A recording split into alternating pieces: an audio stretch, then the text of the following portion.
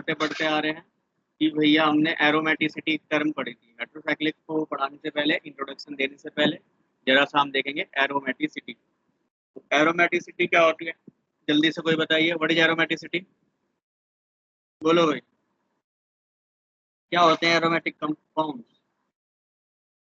तो सबसे पहले कुछ बेसिक थ्योरी को देख लेते हैं। सबसे पहले एल्विच, उसने क्या कहा कि एक एरोमेटिक कंपाउंड वो है जो सस्टेन करता है एक इंड्यूस्ड रिंग करंट। मतलब एरोमेटिक कंपाउंड वो होगा जिसके अंदर रिंग करंट होगा। रिंग करंट का मतलब फ्लो ऑफ इलेक्ट्रॉन होगा, और फ्लो ऑफ इलेक्ट्रॉन टूटेगा नहीं, तो उसे हम कहेंगे रिंग करंट, है ना। तो चलो देखते हैं इसे क्या है रिंग करंट। पर उससे पहले हम बेसिकली करंट की बात भी जान लेते हैं। हम जानते हैं कि भैया जो करंट बहता है ना, जो धारा प्रवाह होती है, करंट जो जाता है उसे हम जनरली आई से रिप्रेजेंट करते हैं फिजिक्स में, है ना। और हमने देखा जिस डायरेक्शन में करंट फ्लो होगा उसके अपोजिट डायरेक्शन में इलेक्ट्रॉन जा रहे होंगे, ठीक है जी। तो इलेक्ट्रॉन को अगर मैं देखूं, इलेक्ट्रॉन माइनस से चलेगा और ऑब्वियस बात है इलेक्ट्रॉन प्लस की तरफ जाएगा। तो मेरा करंट कहाँ जा रहा है? करंट मेरा माइनस से, सॉरी ऑब्वियस प्लस से माइनस की तरफ जा रहा है। तो इन चीजों को भी कुछ मैं बेसिकली ध्यान रखता हूँ। तो आप देख रहे हैं फ्लो ऑफ इलेक्ट्रॉन, जहाँ पे इलेक्ट्रॉन का फ्लो हो रहा है तो वहाँ पे करंट भी बन रहा है। दैट मीन्स आपकी अगर किसी रिंग में फ्लो ऑफ इलेक्ट्रॉन हो रहा है तो उसको बेसिकली क्या कह रहा हूँ, इंड्यूस्ड रिंग करंट कह रहा हूँ। मतलब उसके अंदर भी अपना खुद का रिंग करंट जनरेट हो रहा है। ठीक, अब आगे है एक और जिसने कहानी दी, बेजर। उसने क्या कहानी दी, an aromatic compound as that cyclic compound, मतलब ये भी साइक्लिक कंपाउंड होंगे, ठीक, which possesses large large resonance energy. मतलब इनकी एनर्जी क्या होनी चाहिए, लार्ज होनी चाहिए। जैसे for example large resonance energy की अगर मैं बात करूं तो हम देखते हैं बेंजीन, हम देखते हैं बेंजीन को, और बेंजीन की जो रेजोनेंस एनर्जी निकालते हैं वो आती है लगभग 36 किलो कैलोरी पर मोल, 36 किलो कैलोरी पर मोल। और हम देख रहे हैं ये बेंजीन का जो मैंने स्ट्रक्चर बनाया है, ये बेंजीन का कैक्यूलेट स्ट्रक्चर है। और देखूं मैं जरा एल्विच के अकॉर्डिंग थ्योरी को देखूं तो उसमें लिखा है इसका इंड्यूस्ड रिंग करंट होना चाहिए। तो आप देख रहे हैं 6 पाई इलेक्ट्रॉन जो बेंजीन के हैं ये एक रिंग में आपने दिखा दिए हैं, तो दैट मीन्स यहाँ पे induced ring current like something आपने यहाँ पे शो करा है। ठीक, इसके बाद इसकी लार्ज रेजोनेंस एनर्जी होनी चाहिए, जैसे कि आपको लार्ज रेजोनेंस एनर्जी यहाँ पे बेंजीन की दिख रही है। And where all the annular periphery, periphery का मतलब होता है जो उसका सर्कुलर पाथ है। और इसमें लिखा है circular periphery at participate in a single conjugated system. That means जो इसका सर्कुलर पेरीफेरी है, मतलब जो इलेक्ट्रॉन है, ये एक सिंगल कंजुगेटेड सिस्टम में होना चाहिए। What is conjugated system? तो आपको पता है जहाँ पे अल्टरनेट सिंगल डबल बॉन्ड होंगे, जहाँ पे अल्टरनेट सिंगल डबल बॉन्ड होंगे उसे हम कहेंगे उसका कंजुगेटेड सिस्टम। क्या कहेंगे? Conjugated system.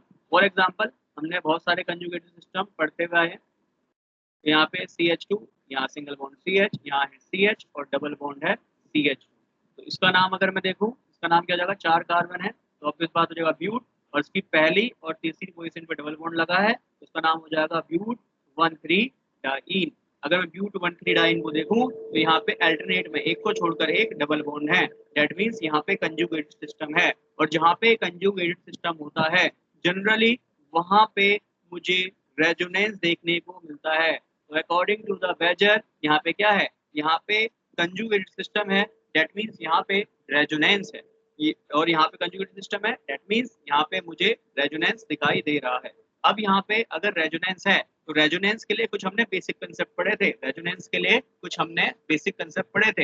रेजोनेंस के लिए क्या पढ़ा था कि रेजोनेंस वहां होता है जहाँ पे मॉलिक्यूल प्लेनर होते हैं। कैसे मॉलिक्यूल होते हैं? प्लेनर। और जनरली, इन जनरल कह रहा हूँ, not maximum case, in general अगर जो प्लेनर मॉलिक्यूल होता है उसका हाइब्रिडाइजेशन sp2 होता है। जो प्लेनर मॉलिक्यूल होंगे वहां पे हाइब्रिडाइजेशन sp2 होगा। और दूसरी चीज तो हमने देख ही ली कि भैया जहाँ पे रेजोनेंस होगा, रेजोनेंस वही होगा जहाँ कंजुगेटेड सिस्टम होगा, कंजुगेटेड सिस्टम होगा, कंजुगेटेड सिस्टम होगा। तो कंजुगेटेड सिस्टम का अभी बताया जहाँ पे एक को छोड़कर एक अल्टरनेट में सिंगल डबल बॉन्ड का कॉम्बिनेशन चल रहा होगा, जहाँ पे इलेक्ट्रॉन का फ्लो इजीली हो पाएगा। तो इस चीज को हम एक और नाम से भी जानते हैं, delocalised bonding. Delocalised bonding, that means एक ही जगह पे स्थित नहीं है, वो डीलोकलाइज्ड हो रहा है, एक पोजीशन से दूसरी पोजीशन पे शिफ्ट हो रहा है, तो इसे हम डीलोकलाइज्ड बॉन्डिंग भी कह सकते हैं। तो डेट मीन्स मुझे रेजोनेंस अगर ये समझ में आया, बेजर की थ्योरी समझ में आ गई कि भैया वहां पे कंजुगेशन होना जरूरी है, कंजुगेशन होना जरूरी है, कंजुगेशन होना जरूरी है, डेट मीन्स रेजोनेंस होगा ही होगा। अगर रेजोनेंस हो रहा है तो रेजोनेंस के लिए एक और कंडीशन होगी कि भैया कंजुगेट सिस्टम में रेजोनेंस होगा, तो रेजोनेंस के लिए प्लेनर होना भी बहुत जरूरी है, it must be planar, planar होना बहुत बहुत बहुत आवश्यक है। अगर कोई मॉलिक्यूल प्लेनर नहीं है तो वहां पे कंजुगेशन नहीं होगा किसी भी सेंस में। फॉर एग्जांपल प्लेनर कैसे, तो याद होगा हमने कुछ ऑर्बिटल के कंसेप्ट पढ़े थे, हमने पढ़ा था ये CH2 है, इससे जुड़ रहा है CH, और ऐसे ही आगे जुड़ रहा है ये वाला एक और CH, और आगे जुड़ रहा है एक और CH2। तो भैया जरा देखो, हमने पढ़ा था सिग्मा बॉन्ड जो है वो कैसे बनता है, को एक्सियल बॉन्ड से बनता है, तो यहाँ पे सिग्मा बॉन्ड बन गया। ये कहानी कुछ हमने पहले से पढ़ी हुई है। फिर हमने पढ़ा था पाई बॉन्ड, पाई बॉन्ड कैसे बनता है, साइडवेज ओवरलैपिंग से बनता है, ये बन गया आपका पाई बॉन्ड साइडवेज ओवरलैपिंग से, है ना, ये बन गया साइडवेज ओवरलैपिंग। तो अब यहाँ पे आप जानते हैं पाई बॉन्ड आधा ऊपर की साइड बनेगा आधा नीचे की तरफ, क्यों, क्योंकि पी ऑर्बिटल से बन रहा है, पी ऑर्बिटल का एक फेज प्लस होता है, ये फेज भी इसका प्लस है, और पी ऑर्बिटल का ये फेज माइनस है, ये माइनस है तो प्लस वाला प्लस के साथ इंटरेक्ट कर जाएगा, माइनस वाला माइनस के साथ। ऐसी सेम यहाँ पे प्लस फेज, यहाँ पे प्लस फेज, यहाँ पे माइनस, यहाँ पे माइनस, तो ऐसे ये वाला प्लस प्लस से इंटरेक्ट करेगा, माइनस माइनस से इंटरेक्ट करेगा। तो आप देख रहे हैं ऊपर वाला जो बीटाडीन है उसका कुछ आपने ऑर्बिटल स्ट्रक्चर कुछ इस तरीके से बना लिया। अब आप देख रहे हैं ये CH2 है, ये CH है, CH है, CH2 है। अब आप सभी को देखें तो ये लोन पेयर है, इसको जरा ऐसे इमेजिन करिए कि आपकी स्क्रीन पर ये CH2 है, और ये जो आपको ये ऊपर ऑर्बिटल दिख रहा है, ये ऑर्बिटल जो दिख रहा है, ये ऑर्बिटल जो आपको दिख रहा है ये आपकी तरफ टुवर्ड्स यू, ये आपकी तरफ दिख रहा है, दैट मींस ये इसके परपेंडिकुलर है। तो आप देख रहे हैं ये सारे जो हैं जितने भी ऑर्बिटल हैं ये perpendicular to the CH2 CH CH CH2 है, दैट मींस ये सभी क्या है, सेम डायरेक्शन में अलाइंड है, दैट मींस ये सभी क्या है, प्लेनर है। और ऐसे प्लेनर मॉलिक्यूल हमेशा क्या दिखाएंगे, रेजोनेंस दिखाएंगे, क्यों, क्योंकि ये इंटरेक्शन बड़े प्यार से कर सकते हैं, मतलब ये पाई बॉन्ड को शिफ्ट होने में कोई दिक्कत नहीं होगी, क्यों, क्योंकि ये सभी सेम प्लेन में है। तो ये जो पाई बॉन्ड आपको यहाँ दिख रहा था ये आराम से आगे शिफ्ट हो जाएगा, ये जो पाई बॉन्ड आपको यहाँ दिख रहा था ये आराम से आगे शिफ्ट हो जाएगा।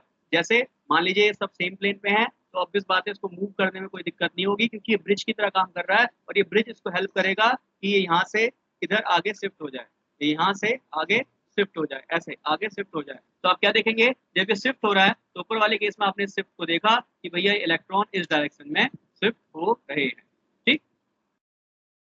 अब जब ये इलेक्ट्रॉन इस डायरेक्शन में शिफ्ट हो रहे हैं तो आपको कहीं ना कहीं यहाँ पे रेजोनेंस देखने को मिला है, यहाँ पे कहीं ना कहीं रेजोनेंस देखने को मिला है। अगर मैं इस रेजोनेंस को अच्छे से बना भी दूं तो आपने क्या देखा, यहाँ पे है CH2, फिर यहाँ पे है CH, और देखिए यहाँ है CH एक और, फिर आगे है CH।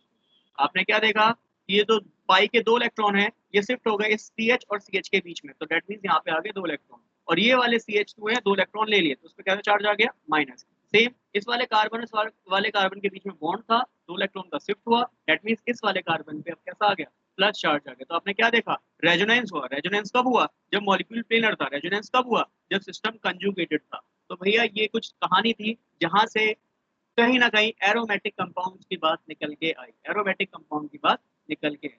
एरोमेटिसिटी को और क्लियरिटी लाने के लिए एक और साइंटिस्ट आए जिनकी थ्योरी आप सभी ने पहले से, this is called Huckel's rule, this is called हकल rule. तो क्या होता है भैया हकल रूल, जानते हैं इसके बारे में, बताइए वैसे क्या होता है हकल रूल, आप सभी जानते हैं फर्स्ट ईयर से पढ़ते हुए आ रहे हैं, बताइए हकल रूल क्या है, व्हाट इज हकल रूल। 4n+5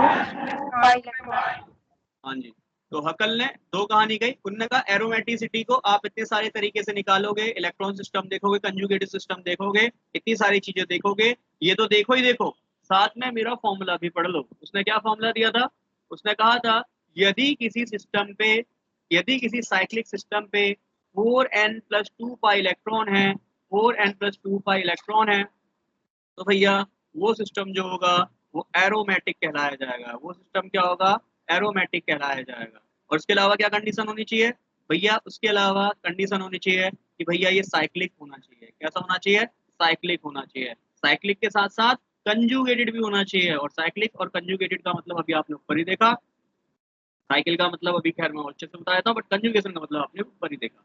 फिर इसके अलावा क्या होना चाहिए, प्लेनर होना चाहिए, प्लेनर होना चाहिए। और जनरली अब तक BSc किताबों में लिखा रहता है कि sp2 होना चाहिए, पर sp2 तो बात की बात है, जरूरी नहीं है sp2 भी प्लेनर है। उसके अलावा बहुत सारी कंडीशन हो सकती है कि भैया प्लेनर होना है, ये जरूरी है। sp2 के अलावा बहुत सारी कंडीशन हो सकती है प्लेनरिटी की, बट प्लेनर होना जरूरी है, नॉट sp2, ठीक।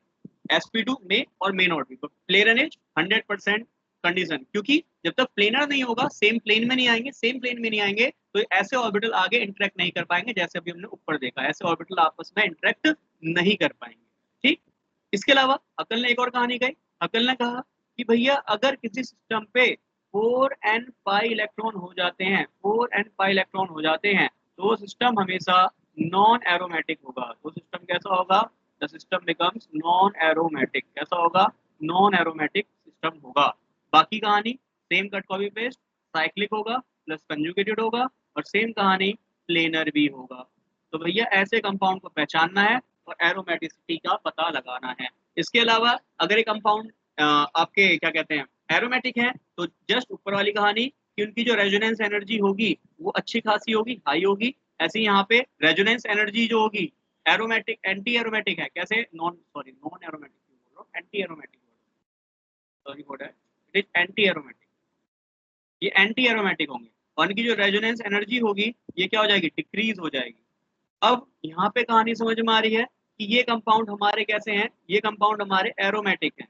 ये कंपाउंड कैसे हैं? जो 4n5 इलेक्ट्रॉन सिस्टम को फॉलो कर रहे हैं, ये हम एंटी एरोमेटिक है। अब मैं आपसे कह रहा हूँ एरोमेटिक कंपाउंड की रेजोनेंस एनर्जी बढ़ जाएगी, और बचपन से बढ़ते हुए आ रहे हैं जिनकी रेजोनेंस एनर्जी ज्यादा होती है वे वाले कंपाउंड ज्यादा स्टेबल होते हैं। जिनकी रेजोनेंस एनर्जी ज्यादा होती है वे वाले कंपाउंड ज्यादा स्टेबल होते हैं। और ऑब्वियस बात है ये कंपाउंड कैसे हैं? ये है एंटी एरोमेटिक। एरोमेटिक स्टेबल है, तो एंटी का मतलब क्या होगा? जस्ट इसका उल्टा।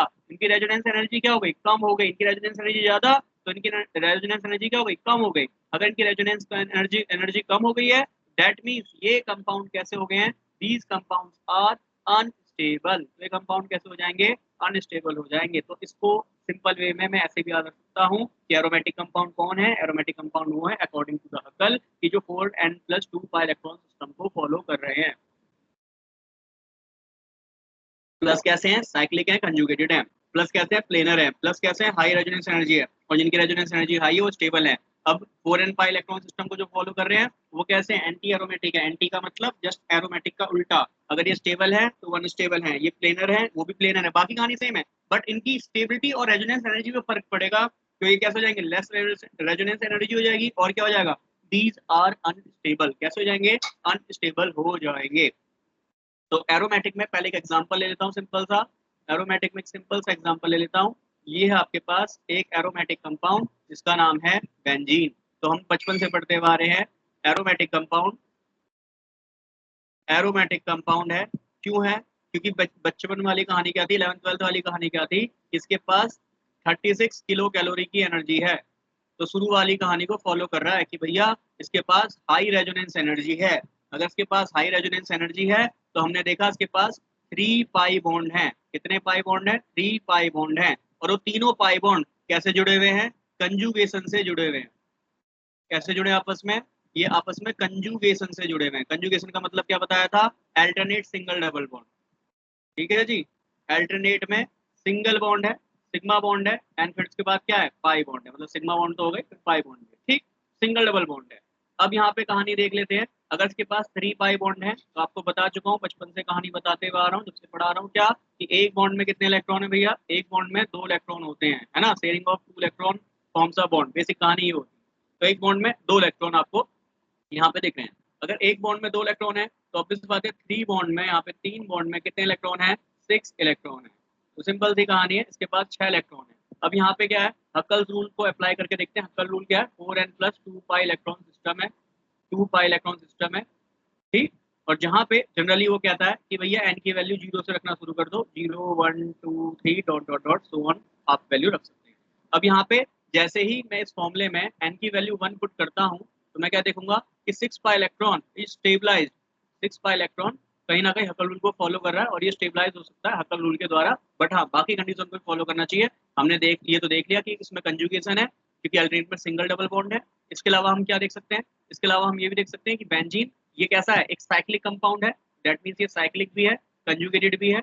इसके बाद बेंजीन का हर कार्बन का अगर हाइब्रिडेशन निकालूंगा तो वह sp2 होगा। जनरल इस केस में sp2 है तो प्लेनर होगा ही होगा। वैसे भी बेंजीन आप देख सकते हो एक प्लेन पे रखा हुआ है और उसके जो पाई बॉन्ड है वो ऊपर नीचे की तरफ है, जैसे कि अभी ऊपर मैंने यहाँ पे केस आपको समझाया।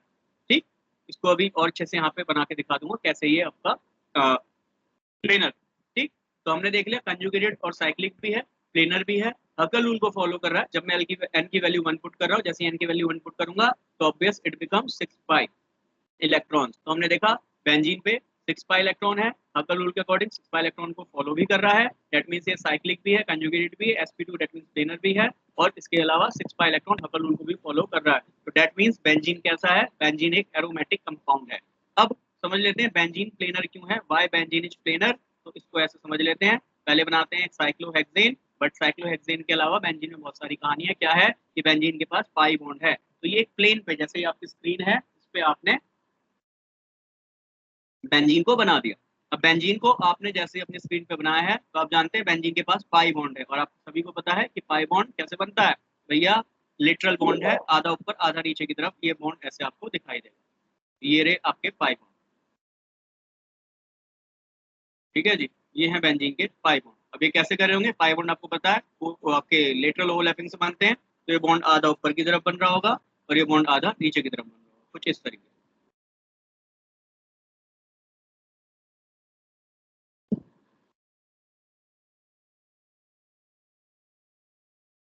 ये कुछ ऐसा आपके पाई बॉन्ड शेयर होके बन रहे होंगे। अब हमने क्या देखा, एक प्लेनर स्ट्रक्चर पे पाई बॉन्ड है, दैट मींस अगर इस पाई बॉन्ड को मुझे आगे शिफ्ट करना है, तो ये पाई बॉन्ड आगे भी शिफ्ट हो सकता है। कैसे, क्योंकि देखो ये ऊपर वाले हैं और ये नीचे वाले हैं, ये आपस में इंटरेक्ट कर सकते हैं, ऐसे ये इंटरेक्ट कर सकते हैं, ऐसे इंटरेक्ट कर सकते हैं, ऐसे ये यहाँ इंटरेक्ट कर सकता है, ऐसे ये यहाँ इंटरेक्ट कर सकता है। तो अगर मैं देखूँ इसके इंटरेक्शन से, तो बेंजीन का हम दो फॉर्म बना सकते हैं, बेंजीन का हम दो फॉर्म बना सकते हैं। आप सभी जानते हैं कैसे दो फॉर्म बना सकते हैं, कि भैया एक स्ट्रक्चर हो गया बेंजीन का ये, और दूसरा स्ट्रक्चर हो गया बेंजीन का जिसमें आप इलेक्ट्रॉन को शिफ्ट करके दिखा रहे हो। दैट मींस ये वाला इलेक्ट्रॉन यहाँ पे आ जाएगा, ये वाला बॉन्ड यहाँ पे आ जाएगा बाय शिफ्टिंग ऑफ इलेक्ट्रॉन, ये वाला यहाँ, ये वाला यहाँ। तो आप देख रहे हैं बेंजीन में आपको रेजोनेंस दिखाई दे रहा है। या फिर हम इसका कैक्यूले स्ट्रक्चर भी बना सकते हैं, जो कि बता रहा है कि हाँ भैया कंजुगेशन बहुत अच्छा है, इसलिए यहाँ पे इसको क्या बना रहे हैं, सर्कुलर गोले से हम इसको बना के दिखा रहे हैं। तो भैया ये है आपका एरोमेटिक का कंसेप्ट। बोलो समझ में आया कि नहीं, बोलिए भाई। ये हाँ कहानी तो वैसे भैया। भी आप पहले से ही जानते हैं। ठीक, इसके अलावा एंटी एरोमेटिक का भी केस देख लेते हैं, फिर आप बताएंगे कौन से कंपाउंड एरोमेटिक है और कौन से नहीं है। और वैसे भी इस साल आना एग्जाम में आपके ऑब्वियस सा क्वेश्चन बनता है, एक या दो क्वेश्चन एरोमेटिसिटी पे डाल ही देगा। अब वैसे तो ये चैप्टर हेटेरोसाइक्लिक है, तो हेटेरोसाइक्लिक बेस्ड पे ही क्वेश्चन पूछेगा।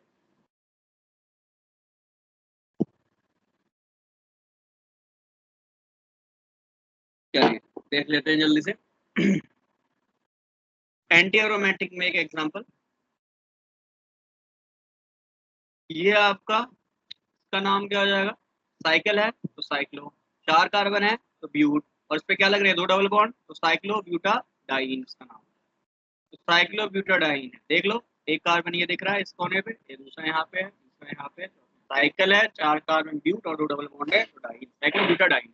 क्या कंपाउंड एंटी एरोमेटिक है, एरोमेटिक है, तो जल्दी से देख लेते हैं इस पे कितने बॉन्ड हैं। इस पे 2 पाई बॉन्ड है, 2 पाई बॉन्ड है, 2 पाई बॉन्ड है। तो भैया इसके बाद जो 2 पाई बॉन्ड है, क्या वो कंजुगेटेड है, यस दे आर कंजुगेटेड। तो भैया सिंपल तरीका ये है कि आप पाई बॉन्ड देखो, फिर ये देखो क्या वो कंजुगेटेड है, यस दे आर कंजुगेटेड, क्योंकि एक को छोड़कर एक आपके अल्टरनेट सिंगल डबल बॉन्ड बन रहे हैं। तो इसके बाद साइक्लिक है compound, yes it is cyclic. तो भैया पहला रूल तो फॉलो कहीं ना कहीं होते हुए दिख रहा है। इसके बाद क्या ये प्लेनर है, एक मिनट रुक जाओ, ये बैड नेटवर्क दिखा रहा है।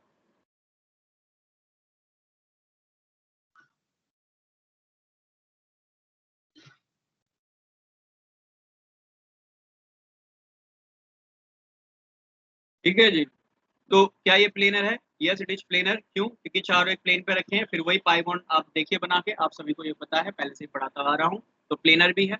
इसके अलावा क्या, इसके अलावा क्या चेक करूंगा, हकल रूल, जो क्या होता है, ऑब्वियस बात है एंटी एरोमेटिक के लिए 4n पाई इलेक्ट्रॉन होता है। अब आप कहोगे भैया आपको कैसे पता है एंटी एरोमेटिक है, तो उसमें बस 4 हमें देखने हैं, 2 पाई बॉन्ड है, 2 पाई बॉन्ड का मतलब एक बॉन्ड में 2 इलेक्ट्रॉन, तो उसमें 4 पाई इलेक्ट्रॉन है। और ऑब्वियस है 4 पाई इलेक्ट्रॉन मुझे मुझे 4n+2 में रखते तो नहीं मिलेंगे, डेट मीन से किस में रख के मिलेंगे, 4n पाई इलेक्ट्रॉन में रख के मिलेंगे। यहाँ पे n की वैल्यू मिनिमम कितनी होनी चाहिए, 1 होनी चाहिए, 0 नहीं हो सकती, क्योंकि जब 0 इलेक्ट्रॉन होगा तो पाई में मतलब 0 इलेक्ट्रॉन है, और जब कंजुगेशन ही नहीं है, पाई बॉन्ड ही नहीं है, तो भैया कहाँ से आप एरोमेटिसिटी और एंटी एरोमेटिसिटी को डिफाइन कर सकते हो।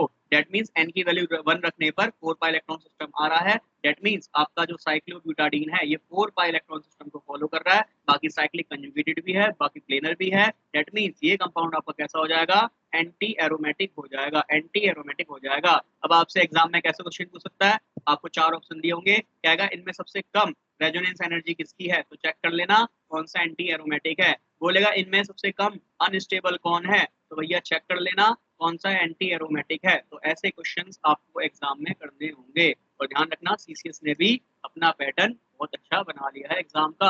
अब क्वेश्चन को इसी तरीके से पूछता है, केवल एंटी एरोमेटिक एरोमेटिक नहीं पूछता है, अब इसके अलावा ये भी पूछता है कि स्टेबल कौन है, रेजोनेंस एनर्जी किसकी ज्यादा है, रेजोनेंस एनर्जी किसकी कम है। तो क्वेश्चन को थोड़ा सा अलाइन करके पूछने लग गया है और अच्छे क्वेश्चन पूछने लगे।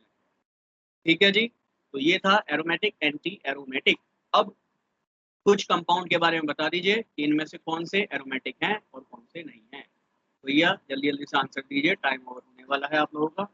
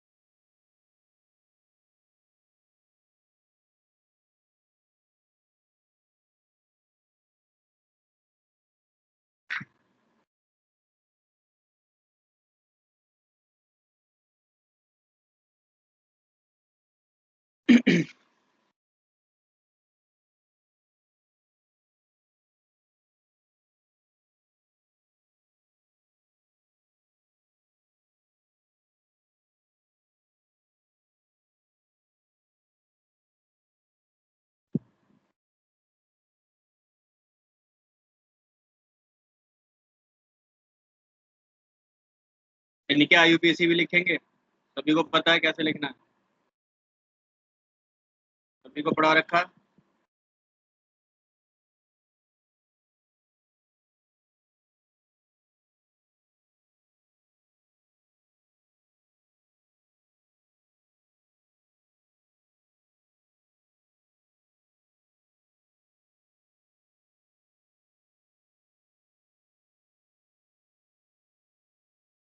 बनाओ भाई, बताते रहना, बट पहले बनाते रहो स्ट्रक्चर। और सभी ये चाहिए, जैसे टाइम अप हो रहा है तो ये सभी होमवर्क हो जाएगा, कल की क्लास में सबसे आते ही क्वेश्चन के आंसर पूछूंगा। ठीक है, फिलहाल आपको बहुत सारे क्वेश्चन दे देता हूँ करने के लिए। ऊपर करना भी एक बार। रुक जा भाई, अब एक मिनट जस्ट स्क्रीन शॉट लेना, वैसे भी रिकॉर्डेड सेशन है, मिल जाएगा।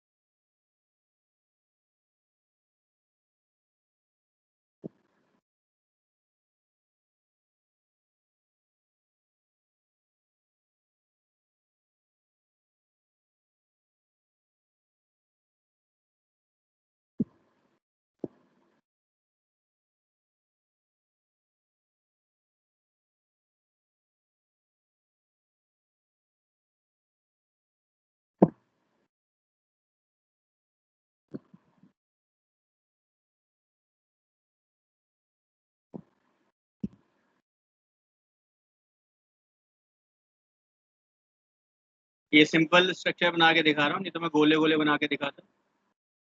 खैर थोड़ा सा बस आपको हिंट देने के लिए स्ट्रक्चर सिंपल बना रहा हूँ।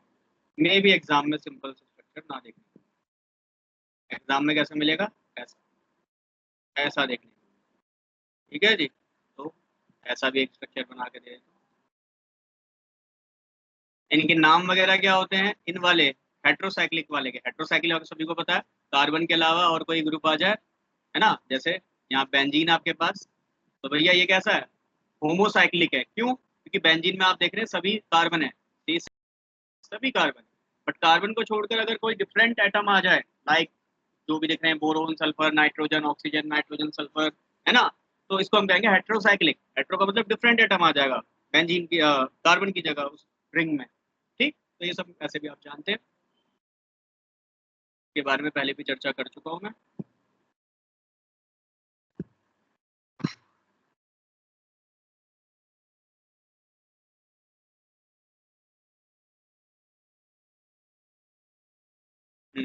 कोई ऐसी बना ताकि हल्का फुल्का सा डाउट आए क्वेश्चन को देख।